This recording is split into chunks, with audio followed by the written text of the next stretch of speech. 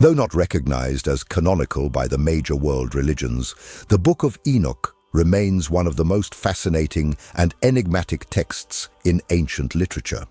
Originating around 300 BC, this sacred work is deeply rooted in Jewish tradition, yet its influence stretches far beyond, reaching into modern Christian and Jewish thought. While not considered scripture, its pages are filled with profound lessons, timeless warnings, and a narrative that continues to echo through the ages. The story of the Watchers, the angels who betrayed God, offers a chilling glimpse into the consequences of forbidden knowledge, divine judgment, and the eternal struggle between obedience and rebellion. The Book of Enoch, named after its central figure Enoch, is mentioned briefly in the Book of Genesis, a direct ancestor of Noah, one of the Bible's most pivotal figures. But within the Book of Enoch, his role becomes far more central, especially in his dealings with the Watchers, angelic beings who, for a time, walked among men.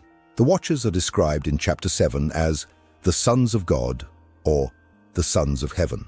Some believe these Watchers, known as the Grigori in Enoch 2, were angels originally tasked with overseeing the human race. They were supposed to guide humanity, watching over the development of mankind, but were forbidden from directly interfering with the course of human life. Their charge was simple: observe, but do not engage. However, the temptation proved too great. As the Book of Enoch tells us, human men and women multiplied across the earth. The daughters of men, radiant and beautiful, captivated the Watchers. Their beauty was so compelling that these angelic beings, who had once observed from the heavens, could no longer resist. In an act of defiance against the will of God, the Watchers chose to descend to earth, taking human women as wives. The leader of the Watchers, a powerful angel named Semjaza, sometimes spelled Samyaza, tried to dissuade them. He warned that their actions would bring divine wrath upon them. He knew the consequences. It would be he who would bear the greatest punishment for their betrayal. Yet, the others insisted. They chose to act together, each one willingly accepting responsibility for the consequences of their actions. In total, 200 Watchers descended upon the earth. Together, they defied God, taking the daughters of men as their wives. As if that weren't enough, they shared forbidden knowledge with them, secrets of the heavens, the workings of the universe, and knowledge of sorcery. They taught the women the arts of divination, enchantments, and the cutting of roots and trees. By sharing this forbidden knowledge, the Watchers didn't just violate divine law. They corrupted humanity. They sowed chaos by imparting to mankind things that were never meant to be known. The women, now pregnant with the offspring of these celestial beings, gave birth to beings of great power, half angel, half human. These offspring, the Nephilim, were giants, towering and fierce, and began to dominate the earth. They consumed everything in their path, stripping the land of its resources and wreaking havoc on the creations of men. Eventually, their violence turned inward, and the Nephilim began to slay each other in brutal battles. The earth was filled with bloodshed and chaos. As if this weren't enough, another Watcher, Azazel, contributed even further to the corruption of mankind. Azazel, unlike the others, did not seek to father children with mortal women. Instead, he introduced humanity to the art of war. He taught them how to forge swords and knives, the tools of destruction, and led them into violence and bloodshed. Azazel didn't stop there. He also gave mankind the knowledge of dyes and paints, tools to manipulate and alter the world as they saw fit, as if to rewrite the natural order. In chapter 8, we learn that these teachings spread across humanity, igniting impiety, unrestrained fornication, and a corruption that spread to every corner of the earth. In chapter 9, the archangels Michael, Gabriel, Raphael, and Uriel look upon the earth in horror. They see the devastation caused by the Watchers and their offspring. They know that divine justice must be served. The archangels present their case before God, asking how they can restore order. They place much of the blame on Azazel, accusing him of leading mankind into sin, corrupting them with forbidden knowledge. They also condemn Semjaza, the leader of the Watchers, for defying the divine order and bringing sin into the world through his actions. God, in his anger, gives his judgment. He sends the archangel Uriel to find Noah, the son of Lamech, and warns him of the coming flood, a cataclysmic event meant to purge the earth of the corruption brought on by the Watchers and the Nephilim. Noah, the last righteous man, will be the only one to survive, and from his lineage a new world will be born.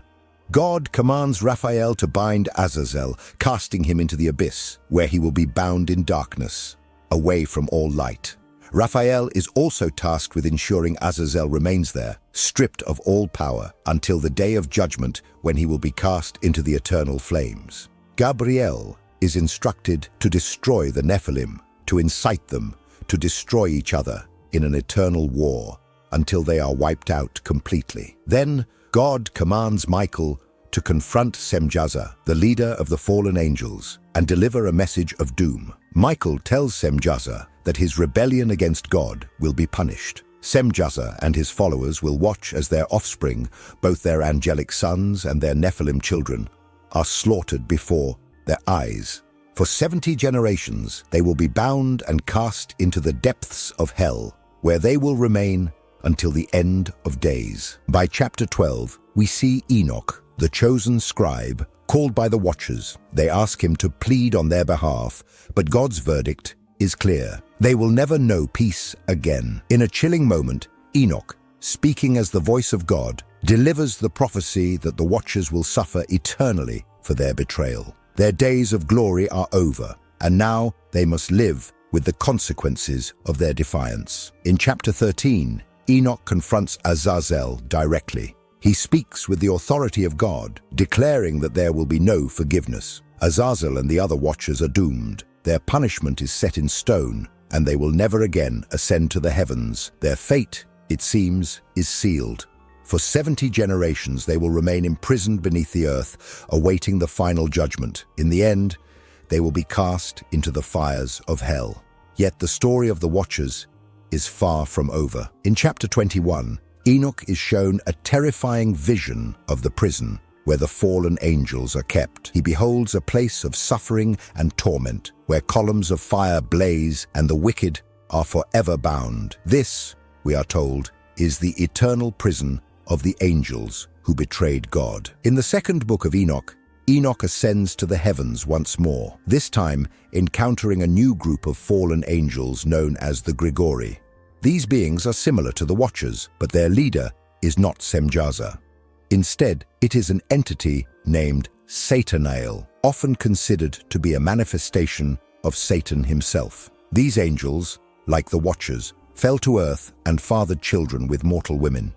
And just like the Watchers, they are now condemned. Enoch's journey through the heavens exposes the full weight of their sin, and as he encounters these fallen beings, he realizes that their fate is inevitable. They will remain imprisoned beneath the earth, forever separated from the grace of God. The story of the Watchers and their betrayal is more than just a tale of rebellion. It is a warning of the dangers of ambition unchecked, the thirst for forbidden knowledge, and the consequences of defying the divine order. The themes of morality, desire, and the lust for power echo through the pages of the Book of Enoch, reminding us of the perilous path that those who forsake righteousness may walk.